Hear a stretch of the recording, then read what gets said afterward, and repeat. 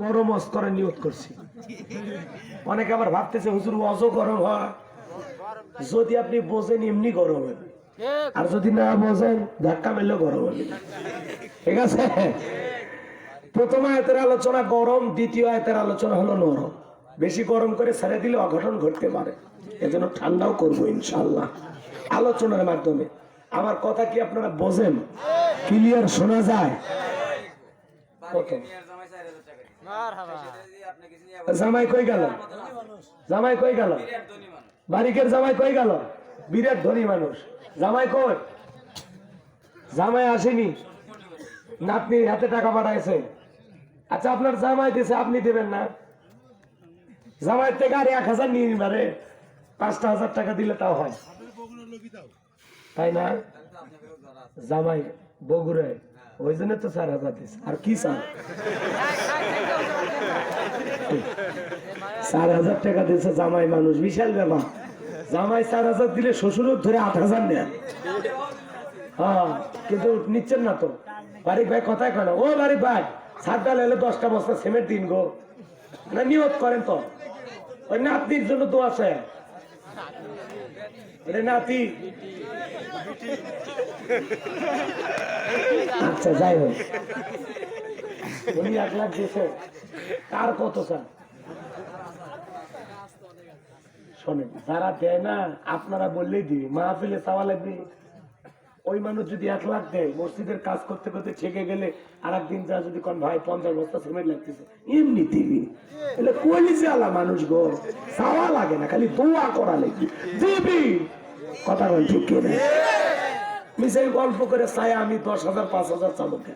আপনারা সবাই মিলে যা ধরবেন, এমন ধরা ধরবেন নিয়েই তো। ঠিক আছে তো ইনশাআল্লাহ, আল্লাহ কবুল করেন। জোরে বলুন আমিন। এবার চলেন আমরা আলোচনায় যাই। সূরার নাম মুলক। মোট আয়াত 30টি, রুকু আছে 2টি। বিশ্বনবীর মক্কার জিন্দেগিতে এই সূরাটি নাজিল হয়েছে।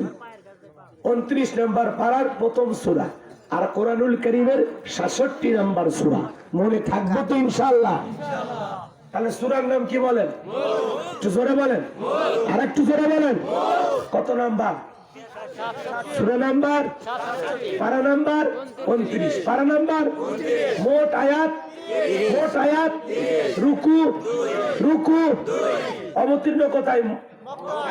মাশাআল্লাহ, এই তো ক্লাস হয়ে গেছে, এখন ছুটি চলে। আসলে শ্রোতারা যদি একটু কথা বলে না, ভালো লাগে, খুব ভালো লাগে। 20টা যুবক রেডি থাকো, ওয়াজ চাঙ্গা হবে ইনশাআল্লাহ। খালি আমার একটু ঘুম কাটপেট দাও, গাড়িতে ঘুমাইছিলাম তো, এজন্য গলাটা এখনো ক্লিয়ার হচ্ছে না। একটু দোয়া করো, সব ঠিক হয়ে যাবে ইনশাআল্লাহ। খালি দোয়া লাগবে, দোয়া দোয়া। আধা ঘন্টা পরে এমনি সব ক্লিয়ার হয়ে যাবে ইনশাআল্লাহ। আল্লাহ কবুল করেন, জোরে বলেন আমিন। আমার ভাইয়েরা, পবিত্র কোরআনুল কারীমের সূরা মুলক থেকে আমি আপনাদের সামনে আলোচনা করব।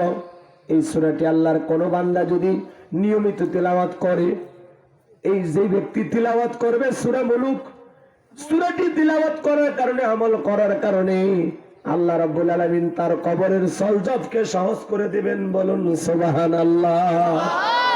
আল্লাহর কোন বান্দা যদি সূরা মুলক নিয়মিত আমল করে, কঠিন কিয়ামতের ময়দানে এই সূরাটি তিলাওয়াতকারী ব্যক্তির পক্ষে সুপারিশ করবে। বলুন সুবহানাল্লাহ।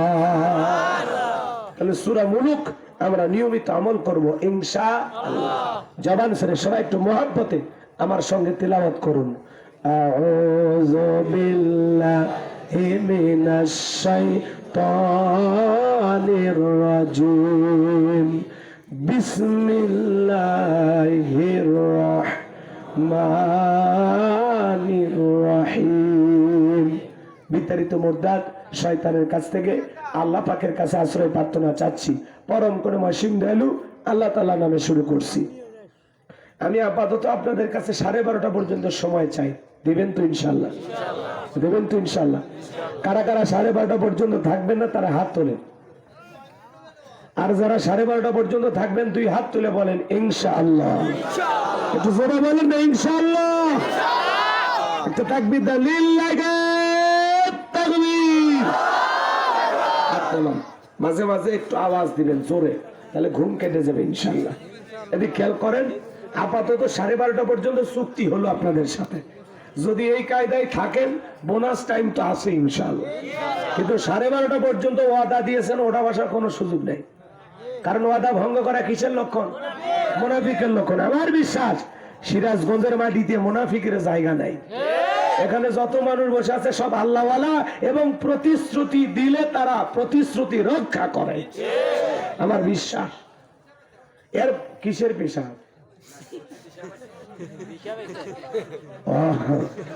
আচ্ছা ঠিক আছে। কেউ যদি পেশাব করে অজুহাতে উঠে যায় না, 1 ঘন্টায় কোনো পেশাব লাগলে ওঠা যাবে না। 1 ঘন্টা যেভাবে কষ্ট করে আপনার থাকাই লাগবে। 1 ঘন্টা পরে আপনার যদি ওয়াজ ভালো না লাগে তাহলে মোবাইল নাম্বার দেবেন, আপনার বিকাশে যাতায়াতের গাড়ি ভাড়া যে টাকা খরচ হচ্ছে আমি দিয়ে দেব, খালি 1টা ঘন্টা আমাকে দেন। আল্লাহ কবুল করেন, জোরে বলুন আমি। যারা দাঁড়ায় আছে যুবকে খুব মাজায় শক্তি হয়েছে না, কয়েকবার ইশারা দিয়ে বসো না, বসো বসো ময়না, বসো বসো বাবা বাবা বসো বসো, সবাই বসেন সবাই বসেন বসেন। আমার ইশারা তো বুঝবা না, বান্ধবীর ইশারা ঠিকই বুঝবে, পুরুষ মানুষের ইশারা তো কাজে লাগে না। চলেন, সূরার নাম কি মনে থাকবে? আমার ভাইয়েরা, আমার আল্লাহ রাব্বুল আলামিন বলেন, তাবারাকাল্লাযী বিয়াদিহিল মুলক ওয়া হুয়া আলা কুল্লি শাইইন কাদির।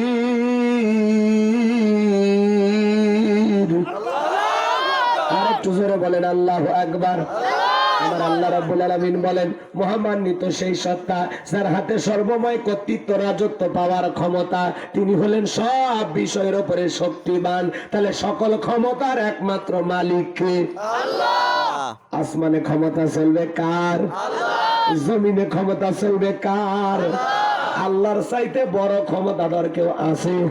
আসমান জমিন আল্লাহর চাইতে বড় কেউ আছে? ওয়ালাম ইয়াকুল লাহু কুফুয়ান আহাদ। আকাশ আর জমিনে আল্লাহর সমকক্ষ, আল্লাহর সমতুল্য আর কেউ নাই। চিৎকার মেরে বলুন আল্লাহু আকবার। আকাশ আর জমিনের একমাত্র মালিক কে? আল্লাহ। লিল্লাহি মা ফিস সামাওয়াতি ওয়া মা ফিল আরদ। আকাশ আর জমিনের একচ্ছত্র মালিক আমার আল্লাহ। নাকি এর মধ্যে ডোনাল্ড ট্রাম্পের ভাগ আছে? পুতিনের, ভারতের দাদার? আল্লাহর ক্ষমতার মধ্যে কারো অংশীদারিত্ব নাই, কারো ভাগ নাই। কথা কয় না? আল্লাহর চাইতে বড় ক্ষমতাধর কেউ নাই।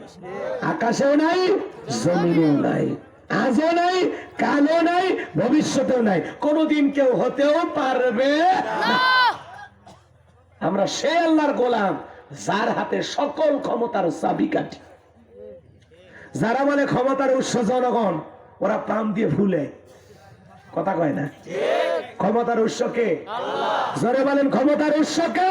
আল্লাহ। এগুলো বিশ্বাস করবেন না। সকল ক্ষমতার মালিক একমাত্র আল্লাহ। আল্লাহর চাইতে বড় ক্ষমতাধর কেউ নাই। কথা বলেন ঠিক কিনা? এজন্য আল্লাহ রাব্বুল আলামিন বলেন, তাবারাকাল্লাযী বিয়াদিহিল মুলকু ওয়া হুয়া আলা কুল্লি শাইইন কাদির।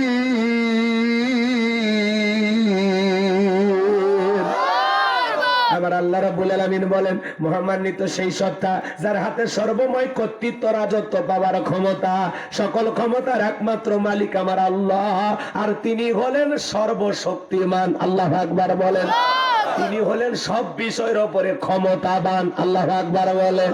এবার জানবো, আবার অনেকে প্রশ্ন করতে পারেন, হুজুর সকল ক্ষমতার মালিক আল্লাহ, দুনিয়াতে যারা ক্ষমতার চেয়ারে বসে এরা কি?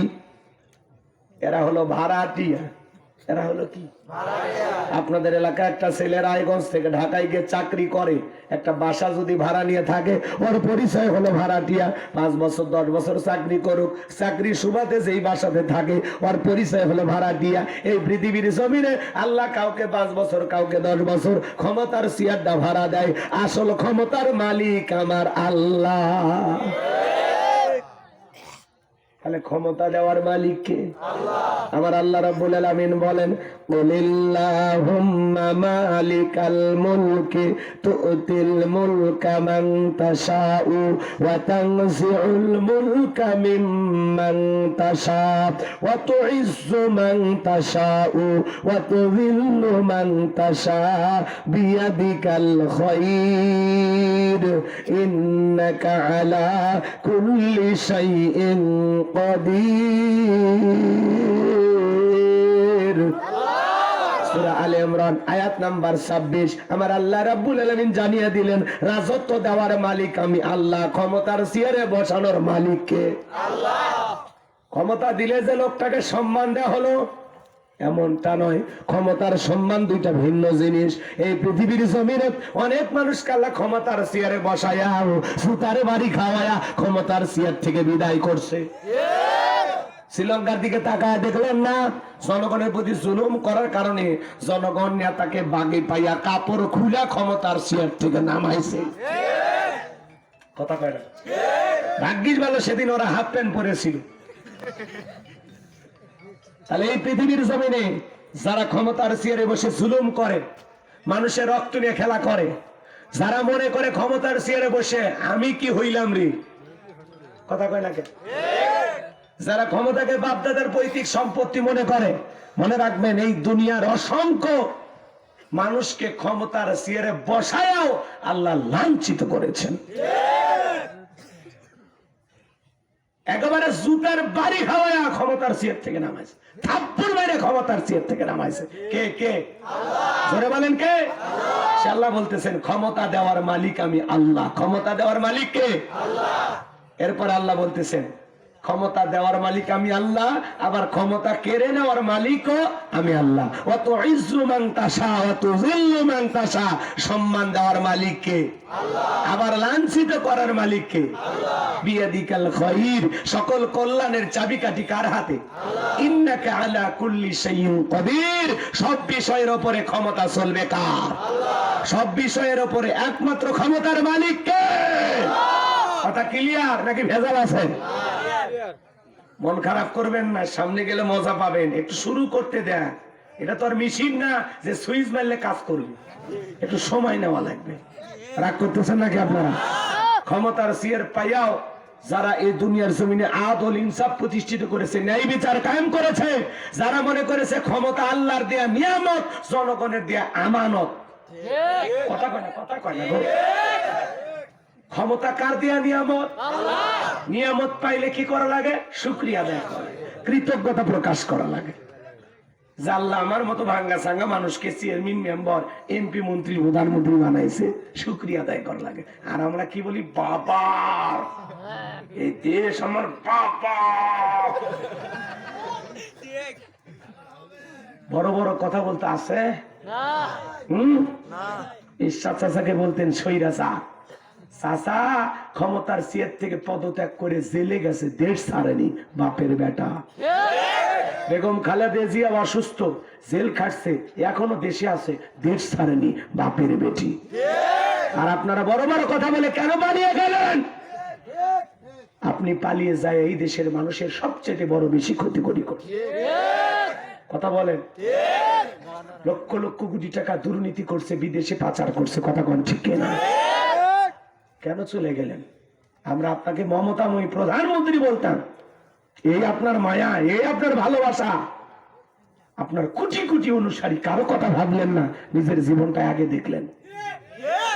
এরকম ভাগী নেত্রী না, নেত্রী দরকার হলো তেগি। তেগি চট করে চলে গেছে, আবার চট করে ঢুকবো। আমাদের কাছে থাকতে চাই, মাঝে মাঝে কল রিকর্ড পাস হয়, আমি দেশের খুব কাছে আছি, চট করে ঢুকবো। ঢুকবেনই তো, বের কেন হলেন? আসেন, এই দেশ আপনার বাবা, এই দেশ আপনার স্বামী, আপনি আসেন। কথা কন না কেন? কথা কন। আসলে ক্ষমতায় আবার বসবেন, অত সহজ? বুবু আইবা, তুমি আইবা গো, সেই দিন আইসা বুবু ক্ষমতা পাইবা না।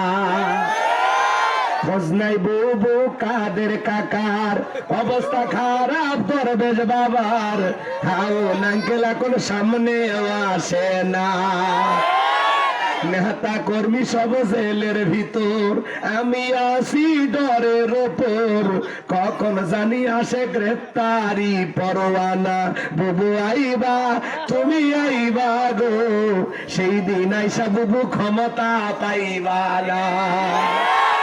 ক্ষমতার চেয়ার থেকে নামা সহজ, কিন্তু ওই চেয়ারে ওটা কঠিন। কথা বলেন ঠিক কিনা? আমাদেরকে সিদ্ধান্ত নেওয়া লাগবে আগামীতে আর যাই হোক কোন নারীকে আমরা প্রধানমন্ত্রী বানাবো না। বাংলাদেশের প্রধানমন্ত্রী হবে পুরুষ। কারা কারা চান হাত তুলে দেখায়। শপথ নিছেন, এই শপথ যার মনে থাকে। নারীদের দেখা শেষ, সামনে পুরুষের বাংলাদেশ। আমেরিকা তাদের 47তম প্রেসিডেন্ট ডোনাল্ড ট্রাম্পের মতো মানুষকে নেতা বানাইছে, তাও কমলা হ্যারিসকে ওরা প্রেসিডেন্ট মানেনি। আমেরিকার ইতিহাসে আজ পর্যন্ত কোন নারী প্রধানমন্ত্রী হয়নি। আমরাও সিদ্ধান্ত নেব, আর যাই হোক ভুল অতীতে যা হয়েছে হয়েছে, আগামীতে যেই দলেরই হোক পুরুষ প্রধানমন্ত্রী চাই। কারণ নারীদের রাগ বেশি, জেদ বেশি, অভিমান বেশি। মাঝে মাঝে দেখেন না বাড়ি ঘরে স্বামীর সাথে ঝগড়া লাগে, হাড়ি পাতিল ভেঙে ফেলে দেয়, স্বামীর চুলে আসার মানে ওদের অভিমান বেশি, জেদ বেশি। আর সেই অভিমান ওলা জেদ আলা মানুষ যদি একবার শান্তির চেয়ার পায়, জীবন চলে যাবে, তাও চেয়ার ছাড়বে না। আর চেয়ার ছাড়তে গেলে যদি ধাক্কা মারে, অশান্তির আগুন পুরো দেশে জ্বালায় দিবে। এজন্য সাবধান। আপনারা কিছু কই না, খালি শুনিয়া যান। আপনারা মাঝখানে কথা কইলে আমার এলোমেলো হয়ে যাবে। ভয় পাচ্ছেন? কিসের ভয়? ভয় বক্তার, শ্রোতার কোনো ভয় নাই। এই কথা কন না কেন? ক্যামেরা গুলো রেকর্ড করতেছে, আমি ভয় পাচ্ছি, নির্ভয়ে কথা বলতেছি। কারণ আগে তো জবান কন্ট্রোল করিনি, আর এখন তো প্রশ্নই আসে না। আগে বলতাম কিছু আজ প্যান্ডেলে, কিছু আজ অ্যাঙ্গেলে, আর এখন যা বলবো ডাইরেক্ট। অ্যাঙ্গেলে বলার দিন শেষ, ডাইরেক্ট বলার বাংলাদেশ। কথা বলে ঠিক কি আলোচনা চলবে না? দোয়া করবো, মাঝে মাঝে কিছু পাবেন। চলেন সামনে যাই। লিল্লাহি তাকবীর। আমার ভাইয়েরা, তাহলে ক্ষমতা দেওয়ার মালিককে, কেড়ে নেওয়ার মালিককে, সম্মানিত করার মালিককে, লাঞ্ছিত করার মালিককে, সকল কল্যাণের চাবিকাঠি কার হাতে? আর তিনি হলেন সব বিষয়ের উপরে ক্ষমতাবান। কথা বলেন ঠিক কিনা? আমার ভাইরা, দিল দিয়ে কথাগুলো বুঝবেন। এই পৃথিবীর ক্ষমতা আল্লাহ পাক 4 জন মানুষকে দিয়েছিল। পুরো পৃথিবীর ক্ষমতা আল্লাহ কয়জনকে দিয়েছিল? আরেকটু জোরে বলেন কয়জন? আরেকটু জোরে বলেন কয়জন? 4 জন মানুষকে আল্লাহ পাক পুরো পৃথিবীর রাজত্ব পাওয়ার ক্ষমতা দিয়েছিল। আমার ভাইয়েরা, 4 জন মানুষ তো দূরের কথা, 4 জন মানুষকে আল্লাহ পুরো পৃথিবীর ক্ষমতা দিয়েছিল। কিন্তু পুরো পৃথিবীর ক্ষমতা তো দূরের কথা, ছোটখাটো পাতি নেতার গরমে এলাকায় থাকা যাইতো না। এই যে ওয়াদা খেলাফকারী, এই যে ভাই, এটা তো কথা ছিল না। আপনারা এই স্লোগান দিচ্ছেন না, এমনি যাচ্ছে, পেশাব করছে, বউ মিস কল দিচ্ছে। অনেকে আবার বউ দেখে ভয় করে, 12টা বাজার আগে দরজা খুলে দেবে, 12টার পরে বউ রাগ করে দরজা খুলবে না। আমি আগে বলছি ওটা বসা করলে কিন্তু আমি ধাম করে ব্রেক করে দেবো, কারণ আমাদের কালেকশন হয়ে গেছে, কোনো আওয়াজ হয় হোক না হয় না হোক। কথা বোঝেননি? চলেন সামনের দিকে যাই। পরিবেশ নষ্ট করবেন, একজন উঠবেন না। 12:30 বাজলে চলে গেলে আবার তখন কোন আপত্তি থাকবে না। আমার ভাইয়েরা, দিল দিয়া কথাগুলো বোঝার চেষ্টা করেন বাজার। তাহলে ছোটখাটো পাতি নেতার গরম আসিল না নাই? এখনো আছে না নাই? এবার শোনেন বাজান, আমি যে কথা বলতে যাচ্ছিলাম, বিশ্ব নবীর জামানা একটা পাতি নেতা ছিল, এর নাম ছিল মহাবীর আমর। এ ছিল গোত্রীয় লিডার, দলপতি। যেমন এখন বর্তমানে চেয়ারম্যান মেম্বার বলা হয়, সে সময় তাদেরকে বলা হতো দলপতি, গোত্রীয় লিডার, মুরল, মন্ডল, মাতাব্বর। কথা বোঝেন? এরকম একজন ব্যক্তি ছিল, এর নাম হলো মহাবীর আমর। প্রতিবার সামনে দাঁড়ায় শপথ গ্রহণ করে বলতেছে, যতক্ষণ আব্দুল্লাহর বাদা মুহাম্মদ সাল্লাল্লাহু আলাইহি সাল্লামের কাল্লানে ফেলাইতে পারবো, ততক্ষণ পর্যন্ত আমি এক ফোঁটা পানিও পান করব না। জোরে কন নাউজুবিল্লাহ। এটা জোরে কন নাউজুবিল্লাহ। শুনেন, নবীজি কিন্তু মক্কা নাই, নবী হিজরত করে গেছে কোথায়? মদিনায়। নবীজি মদিনায় যাওয়ার পরে ইসলামের প্রচার প্রসার নিয়ে ব্যস্ত। মক্কার কাফেরদেরকে নিয়ে নবীজির কোনো মাথা ব্যথা নাই, কিন্তু মক্কার কাফেরদের ঘুম হারাম। না জানি ভাতিজা মোহাম্মদ মদিনে যায় কি করতেছে, এরা টেনশনে ঘুম হয় না। এই যাদের ঘুম হয় না, এদের মধ্যে এই মহাবীর একজন, এই মহাবীর আমর একজন। ও প্রতিমার সামনে দাঁড়ায় বলতেছে লাত হজ্জা দেবদেবী সরস্বতী রাধা কৃষ্ণ ভগবতী, এই প্রতিমাগুলোর সামনে দাঁড়ায়া, হবলার সামনে দাঁড়ায়া শপথ গ্রহণ করে বলতেছে যতক্ষণ না আব্দুল্লাহর বেটা মুহাম্মদ সাল্লাল্লাহু আলাইহি সাল্লামের কাল্লানে ফেলাইতে পারবো ততক্ষণ পর্যন্ত এক ফোঁটা পানিও পান করবো না। জোরে কর নাউজুবিল্লাহ। আচ্ছা, আমার নবী কর পাকা ধারে মই দিছে? ওর বাড়ির কোনোদিন চুরি করতে গেছিল? আমার নবীর কি কোনো অপরাধ আছে ভাই? জোরে কর ভাই, আছে? নাই। তাহলে নবীজি কি অপরাধ? নবীজির কোনো অপরাধ নেই। নবীজি কালেমার দাওয়াত দেয়, ইসলামের প্রচার প্রসার করে, এক আল্লাহর প্রতি মানুষকে আহ্বান করে। এটাই কাফেরদের মাথা ব্যথার কারণ, এটাই ওদের সহ্য হইতো না। ওরা বলতো আমরা 33 কোটি দেবতা মানি, তাই যত সমস্যা। এর এক আল্লাহকে মানলে সব সমস্যার সমাধান, এটা ওরা বিশ্বাস করতো না। কথা কি বুঝতে পারছেন বাজান? এইবার নবীজির মাথা নেওয়ার জন্য মদিনার পথে রওনা করলেন। আল্লাহ তাআলা এই খবর বিশ্ব নবীর কান পর্যন্ত পৌঁছায়া দিলেন। নবী গো, মক্কার মহাবীর আমর আপনার মাথা নেওয়ার জন্য রওনা করেছেন। নবীজি আমার টেনশনে পড়ে গেলেন, কি করা যায়? সাহাবা ইকরামদেরকে ডেকে বলেন, আমার সাহাবীরা শোনো, মক্কার মহাবীর আমর আমার মাথা নেওয়ার জন্য রওনা করেছে, তোমরাই বলো কি করা যায়? হযরত ওসমান রাদিয়াল্লাহু তাআলা বলেন, আপনি আল্লাহর এত বড় পয়গম্বর, আপনি আল্লাহ তাআলার কাছে দোয়া করেন ওই মক্কার মহাবীর আমর আপনার কাছে পৌঁছার আগে ওর হাত পা যেন আল্লাহ প্যারালাইজ করে দেয়, আপনার কাছে পৌঁছার ক্ষমতা যেন না থাকে। নরম মানুষ দোয়ার পক্ষে। হযরত ওসমানের কথা শুনে বিশ্বনবী হাত তুলে দোয়া করা শুরু করে দিলেন। আমার নবীজি দোয়া করে বলতেছেন, আল্লাহ ওই মক্কার মহাবীর আমর আমার কাছে পৌঁছার আগে ওরা হাত পা, এতটুকু শুধু বলেছেন। আমার আল্লাহ দেখে বলে, জিবরাইল আর করিস না দেরি, আমার বন্ধুরে জানায় দে তাড়াতাড়ি। আমি আল্লাহ পাক শুধু 2 হাত দোয়া করার জন্য দেই নাই, মাঝে মাঝে জালিম আর বেঈমানদেরকে সাইজ করার জন্য 2 হাতে লাঠিও তুলে নেওয়া লাগবে। বলেন আল্লাহু আকবার। জিবরাইল এসে বলে, নবী দোয়া কবুল হবে না, আপনি হাত নামান। নবী যে তখন হাত মুখে না লাগায় হাঁটুর উপরে রাইখা দিলেন। আমরা অনেকে দোয়া করি আর এরকম দড়ি পাকায়, আছে না? নাই। অনেকে দোয়া করে আর প্রেসার মাপে, কথা কয় না গো। অনেকে চুপচাপ এরকম মোনাজাত করে না, ধরে থাকে। আবার অনেকে দেখবেন মোনাজাত করার সময় হুজুর খালি দোয়া করতে আছে, ও চুপচাপ কোনো হাত তোলে না। হুজুর যখন বলে আমিন তখন বলে আমিন। হুজুর আজকের মোনাজাত সেই হয়েছে, কথা কয় না কেন? ও কি দোয়া ধরছে ভাই? দোয়া ধরেন। জিবরাইল এসে বলেন, নবী দোয়া কবুল হবে না, হাত নামান। আচ্ছা আপনারাই বলেন তো বাজান, সব জায়গায় কি দোয়া দিয়ে কাজ হয়? এই গ্রামের নাম তেলিজানা। মনে করেন উদাহরণ দিচ্ছি কথা বোঝানোর জন্য। এই গ্রামে প্রত্যেকদিন চুরি হচ্ছে, গরু চুরি হয়, ছাগল চুরি হয়, টাকা পয়সা চুরি হয়, এমনকি সুন্দরী বউটাও চুরি হয়। চুরির অত্যাচার এই গ্রামে থাকা কঠিন হয়ে গেছে। একজন রায়গঞ্জ বাজার থেকে 10 কেজি জিলেপি নিয়ে এসে মসজিদের হুজুরকে দিয়ে বলতেছে, হুজুর একটু দোয়া করেন, চোরের হাত থেকে যেন আল্লাহ গ্রামের মানুষকে হেফাজত করেন। এইবার জিলেপির গন্ধ পায়া চোরও মসজিদে ঢুকছে, কথা কয় না কেন? হুজুর যখন মুনাজাতে ধরছে, আল্লাহ চোরের হাত থেকে তেলিজানা গ্রামের মানুষকে তুমি হেফাজত করো, চোরও জিলেপি খাওয়ার আসে হাত তুলে বলে আমিন আমিন আমিন। ওই জায়গায় ইমাম সাহেব যদি দোয়া না করে বলতে, এই তেলিজানার যুবকেরা, তোমাদের গ্রামে ঢোকার 4টে রাস্তা আছে, এই 4 রাস্তার মোড়ে মোড়ে মাগরিব থেকে ফজর পর্যন্ত বাংলার লাঠি, বাঁশের লাঠি নিয়ে দাঁড়ায় থাকবা। চোরকে দেখা মাত্রই ওই লাঠি দিয়ে এমন পিটান পিটাইবা 6 মাসে যেন মাজা সোজা না করতে পারে। চোরকে হাত তুলে আমিন কইতো নাকি তওবা করে ভালো হয়ে যেত। এজন্য চুরি বন্ধ করতে হলে লাগবে শক্ত আইন, কথা কয় না? কথা কয়। সেই শক্ত আইন আছে না নাই?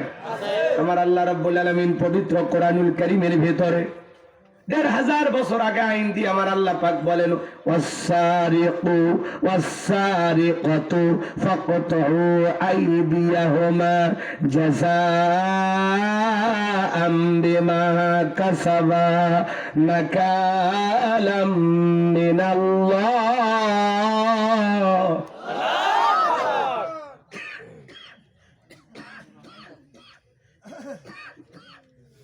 আল্লাহ রাব্বুল আলামিন বলেন, চোর পুরুষ হোক অথবা নারী হোক, আল্লাহর বিধান, আল্লাহর ফয়সালা। যদি অপরাধ প্রমাণিত হয়, চোরের ডান হাতের কবজি কেটে দাও। একটা চোরের হাত কেটে মিডিয়ার মাধ্যমে ফালাও করে যদি আমরা প্রচার করতে পারতাম, বাংলাদেশের সমস্ত চোরেরা তওবা করে আল্লাহর ওলি হয়ে যেত। কিন্তু কে শোনে কারো কথা?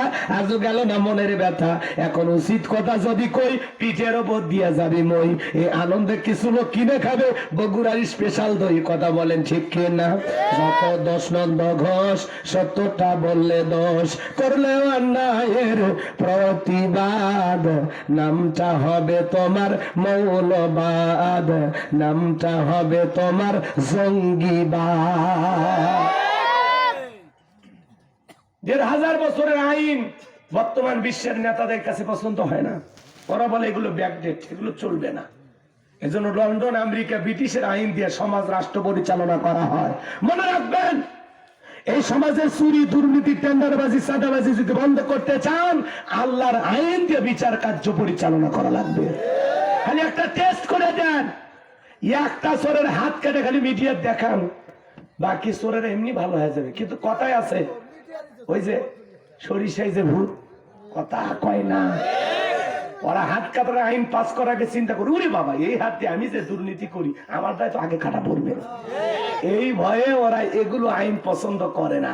এত প্রশাসন লাগে, খালি আল্লাহ ২-৪টা আইন চালু করেন না, একটা খালি টেস্ট করে দেখেন, পুরো বাংলাদেশ ক্লিয়ার হয়ে যাবে। এত চুরি ছিনতাই বাংলাদেশে রহরহ জায়গায় ঘটতেছে। কথা কন, কথা কন। তাহলে বাংলাদেশে চুরি বন্ধ করতে হলে লাগবে কার আইন? জোরে বলেন, কার আইন? এই জমিনে আল্লাহর আইন চালু হোক। কারা কারা আছেন হাত তুলে দেখান। লিল্লাহে তাকবীর। আল্লাহ এই জমিনকে কোরআন আর ইসলামের জন্য কবুল করুন। জোরে বলুন আমিন।